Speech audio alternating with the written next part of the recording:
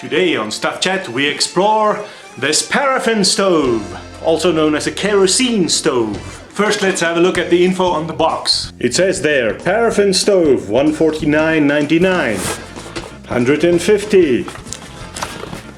Paraffin box. Well, that actually makes no sense. Let's unbox it. So we put it down, open the box, and there is your stove. Also in the box we have, what is this? Seems to be a little funnel to pour the paraffin or kerosene, I suppose. Not sure where that is supposed to go. Looks like something that cleans. Or do you light your stove with it? Yeah, I think that's how you light the stove. First, let's just study our new stove up close. What we have here is, let's start at the beginning. Here is your, well, I don't know what you call it, but that's gonna get drenched in kerosene and then that's what's gonna burn. Here you adjust it, the flames up or down, and of course where it gets drenched is in there. You have to pour the paraffin in there. Let's do that. Let's use this little funnel that they provided. I bought myself a 5 liters of paraffin the other day. In case you're wondering what it costs now, this cost me 150 for 5 liters. So that's literally 30 rand per liter. Now, how long this 5 liters will last, I don't know yet. This is the first time in a long time I have a stove like this again. I used to have a blue one with nice metallic dark gray top. But unfortunately that one was stolen and I never replaced it. But then I ran into this one in the store the other day, so I thought, let me get myself one again. I still have a little bit left here in this bottle, so let's just finish that off. Right, this is finished. Oh, it seems they got some ultra safe thingy here. Come on. Let's see if we can get some help from this knife. Ah, there we go. And on top it says push down, close, tight. Oh, push down to open. Right, into the stove it goes. Oh, this is now a bit difficult because it's so full. And we made a mess already. Alright, let's do this. We put the stove at the very edge of the table and then we can very carefully pour in there. Nope, not careful enough. I think we need a bigger funnel. Yeah, I know this looks like a lot of effort now to fill it, but don't worry, once it's filled, it'll probably go for days, if not weeks, without needing a refill. Anyway, once that's full, oh, we overfilled it a bit. Now we turn this to bring out the, what do you call that, the wick.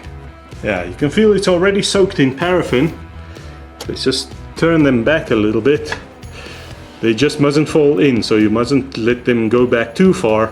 We just want to take them back so that we can first put this on easily without those things getting in the way. Once that is done, we put on this part. Each of these things does have a name, I suppose, a name and a function. Next we put this on.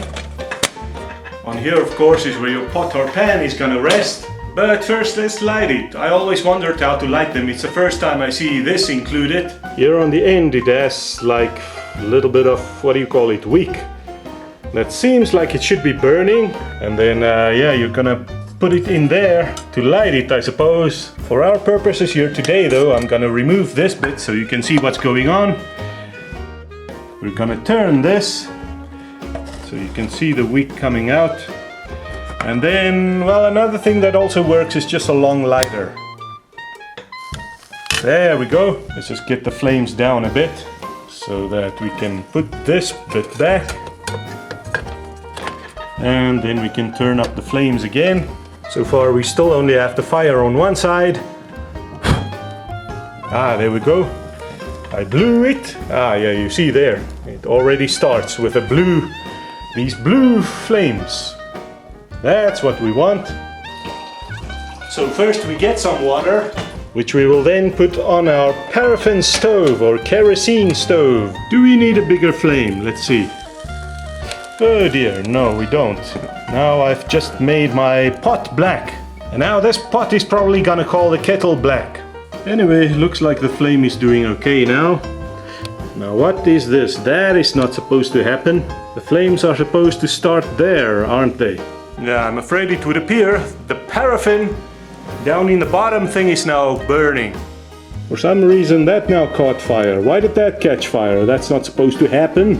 Can we extinguish these flames? Just turn it down a bit.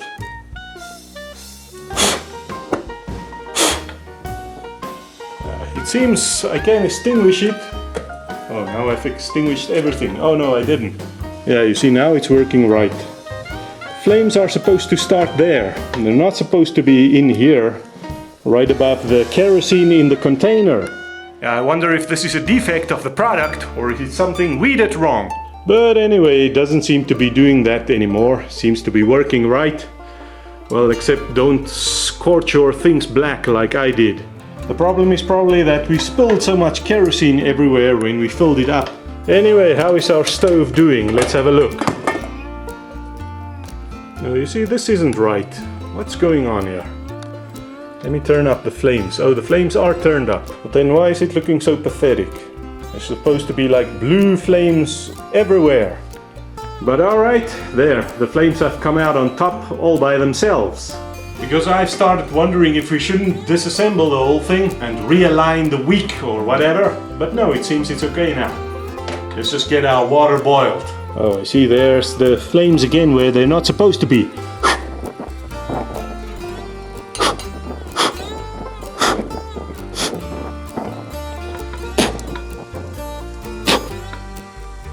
Oh, now we've extinguished the whole thing. Ah, you know what? This kerosene stove is a lot more trouble than I remember them being. And I think this one leaks. Look at this, there's a trail of paraffin everywhere. But yeah, it could just be because we overfilled it so much. I think it's leaking out there actually. Look at this thing. Leaking paraffin everywhere. Why is that? So I think important lesson here is do not overfill your kerosene stove or you're gonna end up with some crazy fire hazard. Let's see if we can safely get some of this juice out. Yeah, I think perhaps we just overfilled it far too much. Is it gonna work better now? Well, I hope so. Okay, shall we try one more time? So far there's no flames here in the bottom part. Water goes back on and let's get the coffee ready. Since I have a feeling this time it's gonna be successful. Yes, you can see the bubbles in the water. And the water is indeed boiling. Wow, look at that. So anyway, thank you for watching. To turn it off, you just obviously turn off the flames. Then there's still gonna be a little bit for some reason. You just blow that out. And all the flames are gone. And the lesson I think I've learned today is that if your kerosene stove suddenly gives you more trouble than it's worth, the problem is likely that you overfilled it. That's likely what caused all our problems today. From here on I expect it's gonna be as easy as light and use. That's how it should be. Now, like and make sure you are subscribed and we'll do this again next time. Well, not this exactly, but we'll explore something else that's good next time. You'll see me then. Hier's die tweede een al klaar. Dit sal nou nie meer lank vat nie. Hey Melly, ek het al gesien mense gooi dit so op in die lug as hulle die pannekoek wil omdraai en dan vang hulle hom weer in die pan. Dink jy sal dit ook kan doen? Klink maklik genoeg. O, jy dink so? Nou maar wys ons 'n bietjie. Ja, wys ons. Opgooi en weer vang. Ja. Ag, maar natuurlik. Jy weet ek is 'n kampioen pannekoekbakker. Ek wys jou sommer nou. As hy op die vloer val is dit myne. Wow, pannekoek. Hæ? Waar is hy nou? Waar is hy? Hier. Oh, ek so jammer oom Boef. Dis so, dit was my idee.